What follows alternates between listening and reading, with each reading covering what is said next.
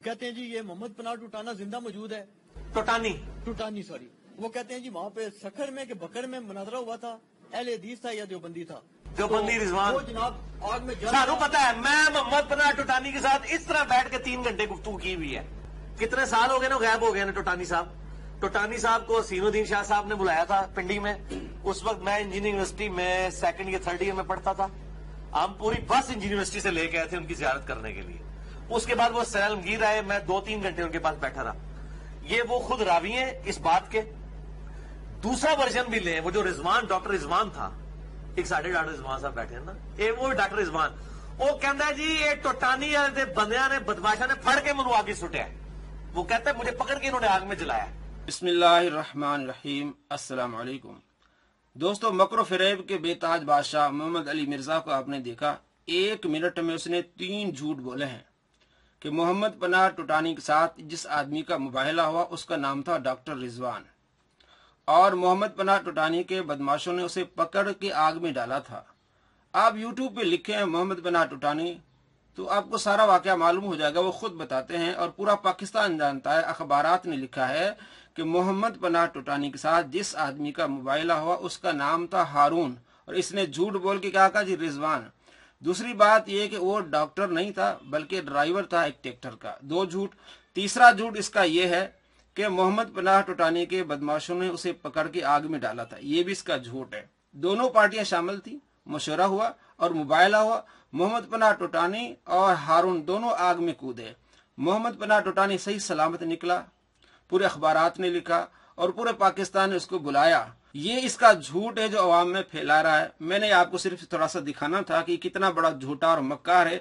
अब जो मैं आपको आगे बात बताने लगा हूँ वो बड़ी खतरनाक है कि ये अपने मानने वालों को और लेक्चर्स में ये कहता है कि जितने भी इमाम हैं ये आपस में बुग़्ज़ रखते थे नऊज़ुबिल्लाह। और यहाँ तक कि उसने कहा कि मैं 5 घंटे का लेक्चर दे सकता हूँ कि इमामों की आपस में चपकलिस थी और अंदर बुग़्ज़ रखते थे, लड़ाइयाँ थी इनकी।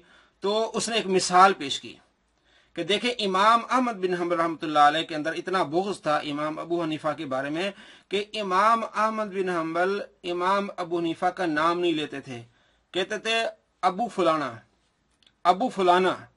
और हवाला क्या देते हैं, कहते हैं मुस्नद अहमद में लिखा हुआ है कि इमाम अहमद बिन हंबल रहमतुल्लाह अलैह अपने बेटे अब्दुल्ला को कहते थे वो किताब लिया, वो मुस्नद लिया जो अबू फुलाना की है। दोस्तों इतना बड़ा इसका झूठ है, ये इतना बड़ा मक्कार है। मुस्नद अहमद में ऐसी कोई बात नहीं है। इसलिए मैं इसे कहता हूँ इस सदी का सबसे मक्कार झूठा शख्स अगर आपने देखा हो तो ये मोहम्मद अली मिर्जा है। अब मैं आपको दिखाता हूँ कि मुस्नद अहमद में लिखा कुछ और है, इस जाहिल ने समझा नहीं और बनाया कुछ और।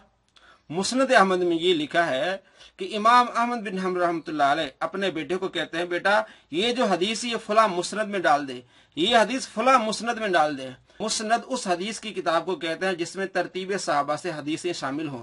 मसलन मैं अभी आपको दिखाता हूँ कि मुस्नदुल अशरतुल मुबश्शरा यानी अशरा मुबश्शरा की जो अहादीस उन्होंने जमा की उनका ये नाम रखा। मुस्नदुल सहाबा कौन से बादल अशरा मुबश्शरा के बाद जो सहाबा है उनकी रिवायात जमा की। इसी तरह मुस्नद बनी हाशिम, मुस्नदुल मक्कीयीन, मुस्नदुल मदनीयीन, जो मक्की साहबा हैं उनकी अहादीस, जो मदनी साहबा हैं उनकी अहादीस, इनको कहते हैं मुस्नद। तो इमाम अहमद बिन हंबल अपने बेटे को कह रहे हैं कि ये हदीस फला मुस्नद में डाल दो, ये हदीस फला मुस्नद में डाल दो।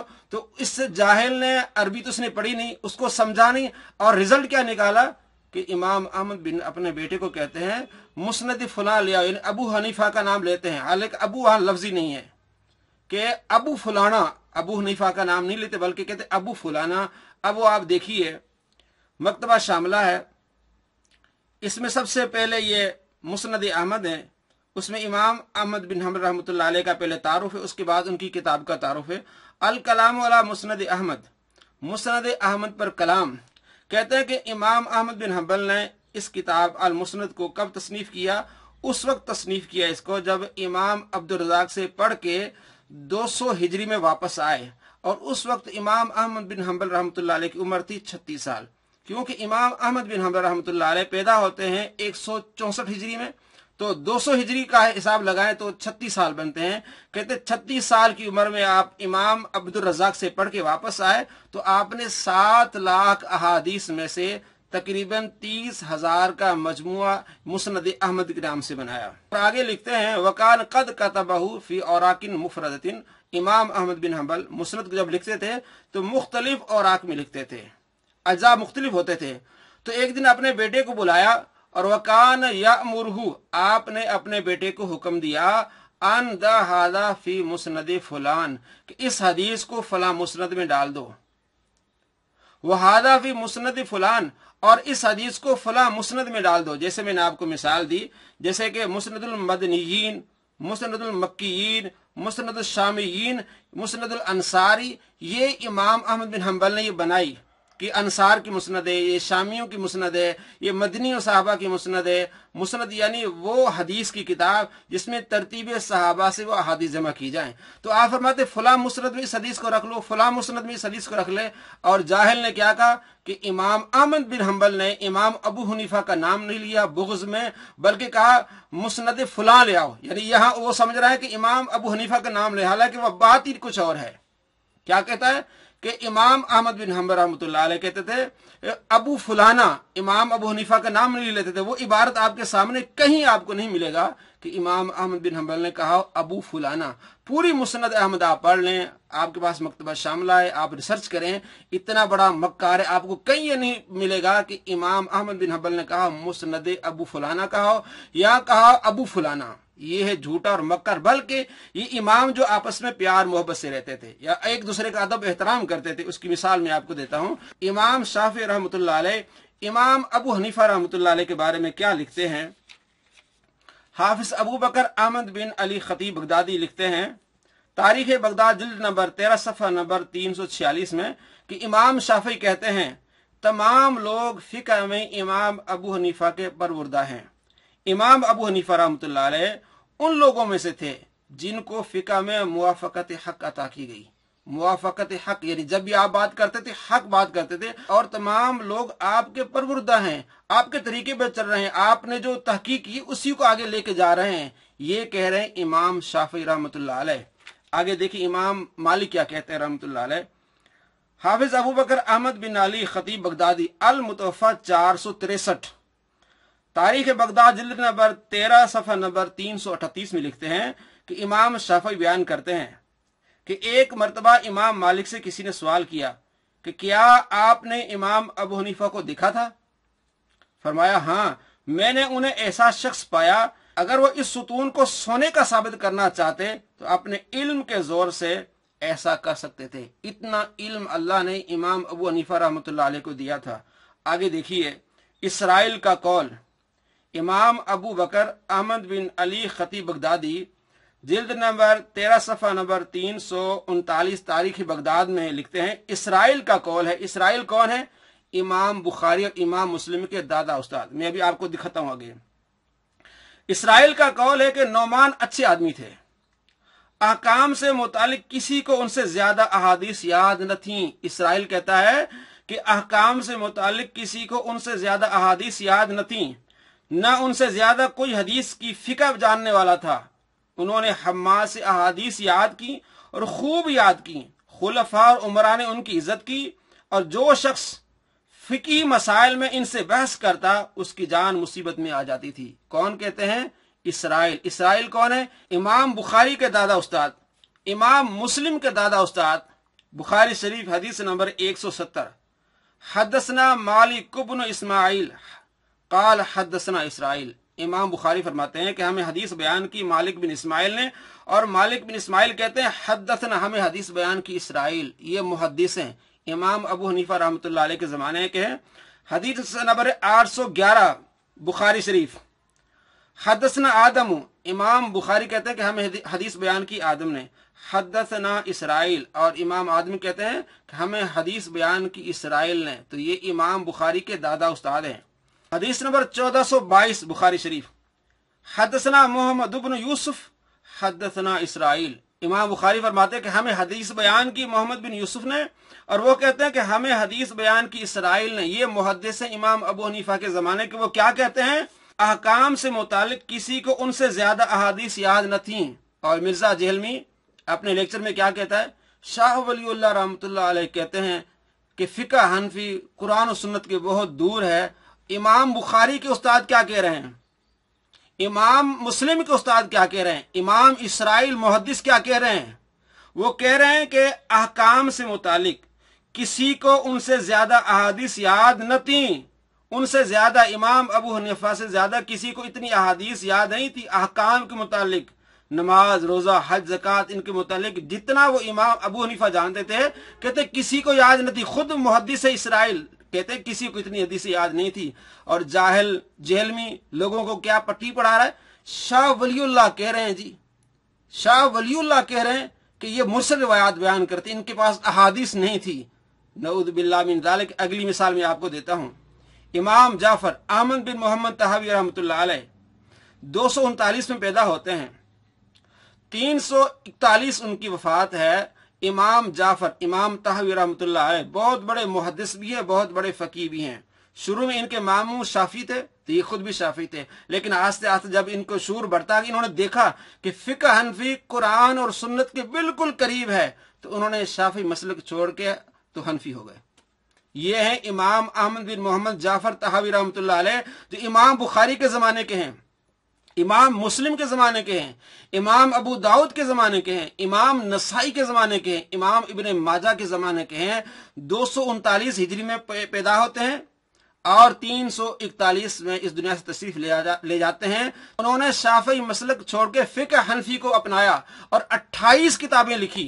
अहकामुल कुरान, शरह मानी आसार, मुश्किल आसार, इख्तिलाफुल उलमा, किताबुश शुरूत, इस तरह 28 किताबें लिखी हैं इमाम तहावी रहमतुल्लाह अलैह ने, जो इमाम बुखारी के ज़माने के हैं। मुहद्दिस फ़कीह हैं, इमाम मुस्लिम के ज़माने के, इमाम नसाई के ज़माने के हैं, इमाम इब्न माजा के ज़माने के हैं। और ये बात करता है शाह वलीउल्लाह रहमतुल्लाह अलैह। हम उनका अदब एहतराम करते हैं, लेकिन कहाँ इमाम तहावी और कहाँ शाह वलीउल्लाह रहमतुल्लाह अलैह, बहुत बड़ा फ़र्क है। ये धोखे न दिया करो आवाम को। और इमाम अबू यूसुफ रहमतुल्लाह अलैह पर मिर्जा जेलमी ने घटिया इल्ज़ाम लगाया, तोहमत बांधी कि इमाम अबू यूसुफ रहमतुल्लाह अलैह जब काजी बने, उन्हें फतवा देकर इमाम मालिक के कांधे तुड़वाए। नऊज़ बिल्लाह मिन ज़ालिक। इमाम अबू यूसुफ जिस तरह इमाम अबू हनीफा के शागिर्द हैं, इस तरह इमाम मालिक के शागिर्द हैं। खतीब बगदादी अपनी किताब तारीख बगदाद नंबर 14 में लिखते हैं कि इमाम अबू यूसुफ इमाम मालिक के शागिर्द हैं, तो क्या कोई शागिर्द अपने उस्ताद के कांधे तुड़वाएगा? नऊज़ बिल्लाह, अस्तग़फिर। इतना बड़ा मक्कार मिर्जा झूठ बोलता है। हकीकत कुछ और है। हकीकत यह है कि खलीफा मंसूर जो 158 में फौत हुआ, जिसने इमाम अबू हनीफा रहमतुल्लाह अलैह को जहर दे के शहीद किया, उसको जब शुबा हुआ कि इमाम मालिक इसके खिलाफ हैं, उसको शुबा हुआ कि मोहम्मद बिन अब्दुल्ला जो खिलाफत के लिए पर तोल रहा है, इमाम मालिक उसकी सपोर्ट कर रहे हैं, तो उसने चाहा कि इमाम मालिक को किसी तरह सजा दी जाए। तो उसने ढूंढा कि वो कौन सा तरीका है जिस तरीके से इमाम मालिक को सजा दी जाए, तो देखा कि वो एक तरीका ये है कि इमाम मालिक रहमतुल्लाह अलैह का फतवा कुछ और है। सईद बिन मुसय्यब जो ताबई हैं, अबू हुरैरा रज़ियल्लाहु तआला के शागिर्द हैं, हज़रत कतादा जो अनस के शागिर्द हैं, सईद बिन जुबैर जो अब्दुल्लाह बिन अब्बास रज़ियल्लाहु तआला के शागिर्द हैं, इमाम ज़ुहरी, इब्राहिम नखई, इमाम शाफी, इनका फतवा कुछ और है। सईद बिन मुसय्यब, सईद बिन जुबैर, कतादा, इमाम ज़ुहरी, इनका फतवा ये था कि अगर कोई आदमी किसी को मजबूर करता है अपनी बीवी को तलाक देने के लिए, वो अगर तलाक दे देता है तलाक हो जाएगी। इमाम मालिक रहमतुल्लाह अलैह का फतवा यह था कि तलाक नहीं होगी। अपने अपने दलाइल थे, तो इसने इमाम मालिक को कहा कि तुम भी फतवा दो कि वो तलाक हो जाएगी। इमाम मालिक ने कहा मैं नहीं दूंगा। तो इस बात पर बहाना बना के इमाम मालिक को उसने सजा दी। और एक किताबों में लिखा है, तारीख में लिखा है, मिर्जा जेहलमी ने पढ़ी नहीं तारीख, आपको मैं एक किताब बताता हूँ, वो पढ़ें। कोई भी आप किताब उठा के पढ़ें, आप जाके देखें कि इमाम मालिक को किसने सजा दिलवाई? खलीफा मंसूर ने। और खलीफा मंसूर कब फौत हुआ है? 158 में। इमाम अबू यूसुफ कब काजी बनते हैं? हारून रशीद के जमाने में। और हारून रशीद का जमाना कब आता है? 170 हिजरी के बाद आता है। कितना बड़ा फर्क है कि इमाम मालिक को सजा मिलती है 158 से पहले खलीफा मंसूर के जमाने में। उस वक्त इमाम अबू यूसुफ काजी भी नहीं होते, ना उनका फतवा है, फतवा ताबईन का है। सईद बिन मुसय्यब, सईद बिन जुबैर, कतादा, इब्राहिम नखी, इमाम शाफी, इनका फतवा है। और कितना बड़ा झूठ बोलते हैं कि इमाम अबू यूसुफ ने फतवा दिया और उनके कांधे तुड़वाए। नऊज़ बिल्लाह मिन ज़ालिक। तारीख़ इस्लाम, मुर्तज़ा अहमद खान मेकश, मुकम्मल 4 हिस्से, जाविया पब्लिशर्स, इसमें भी ये वाक़या लिखा हुआ है कि इमाम मालिक रहमतुल्लाह अलैह के किसने कांधे तुड़वाए? खलीफा मंसूर ने। क्यों तुड़वाए? इसलिए तुड़वाए कि उसे शुबा हुआ कि मोहम्मद बिन अब्दुल्ला जो खिलाफत के लिए पर तोल रहा है, इमाम मालिक उसकी ना साइड ले रहे हों, उसे शुबा था, तो उसने इमाम मालिक रहमतुल्लाह अलैह पर सख्ती की یہ ہے کتاب زاویہ سے چھپی ہے، زاویہ پبلشر سے، مرتضی احمد خان میکش، اور صفحہ نمبر اس کا 354۔ میں آپ کو پڑھ کے بتاتا ہوں، اور بھی تاریخی کتابوں میں یہ لکھا ہوا ہے۔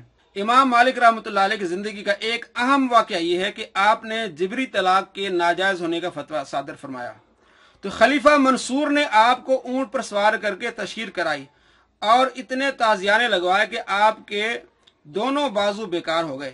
امام مالک رحمۃ اللہ علیہ اونٹ پر بیٹھے اعلان فرما رہے تھے کہ میں مالک بن انس ہوں اور میں نے فتویٰ دیا ہے کہ جبری طلاق ناجائز ہے۔ بعض رواد لکھتے ہیں کہ خلیفہ منصور کو شبہ تھا کہ امام مالک رحمۃ اللہ علیہ نے النفس الزکیہ محمد بن عبداللہ ابن حسن رضی اللہ تعالیٰ کے دعوی خلافت کی حمایت کی تھی، اس وجہ سے امام مالک رحمۃ اللہ علیہ خلیفہ کے زیر اطاعت آ گئے اور مسئلہ طلاق کا بہانہ بنا کر انہیں تشدد کی آماجگاہ بنا لیا گیا۔ اس وجہ سے امام مالک رحمۃ اللہ علیہ خلیفہ کے زیر اطاعت آ گئے اور مسئلہ طلاق کا بہانہ بنا کر انہیں تشدد کی آماجگاہ بنا لیا گیا۔ دیکھ لیں، بہانہ بنا کے امام اعظم رحمۃ اللہ علیہ کے شاگرد امام ابو یوسف خلیفہ ہارون رشید کے عہد میں شیخ الاسلام اور مفتی اعظم مقرر ہوئے۔ اب حقیقت سامنے آ گئی کہ امام مالک رحمۃ اللہ علیہ پر سختی کس نے کی؟ خلیفہ منصور نے۔ اور امام ابو یوسف کس کے زمانے میں قاضی تھے؟ ہارون رشید کے زمانے۔ دوبارہ دیکھیے، امام اعظم رحمۃ اللہ علیہ کے شاگرد امام ابو یوسف رحمۃ اللہ علیہ خلیفہ ہارون رشید کے عہد میں شیخ الاسلام اور مفتی اعظم مقرر ہوئے۔ یہ ہے اس جھوٹا مکار مرزا کس طرح جھوٹ باندھتا ہے کہ امام ابو یوسف نے فتویٰ دیا۔ امام ابو یوسف قاضی تھے؟ نہ اس وقت قاضی تھے، نہ ان کا فتویٰ تھا، فتویٰ تابعین کا تھا۔ سعید بن مسیب، قتادہ، ابو قلابہ، سعید بن جبیر، امام زہری رضی اللہ تعالیٰ عنہ، ان کے فتاوی جات تھے۔ اور مرزا جہلمی نے کس طرح جھوٹ بولا، یہ حقیقت اس مکار کی۔ انشاءاللہ مزید بھی اس کی مکاریاں آپ کو بتائیں گے، کتنا بڑا مکار ہے، کتنا بڑا جھوٹ بولتا ہے۔ السلام علیکم ورحمۃ اللہ وبرکاتہ۔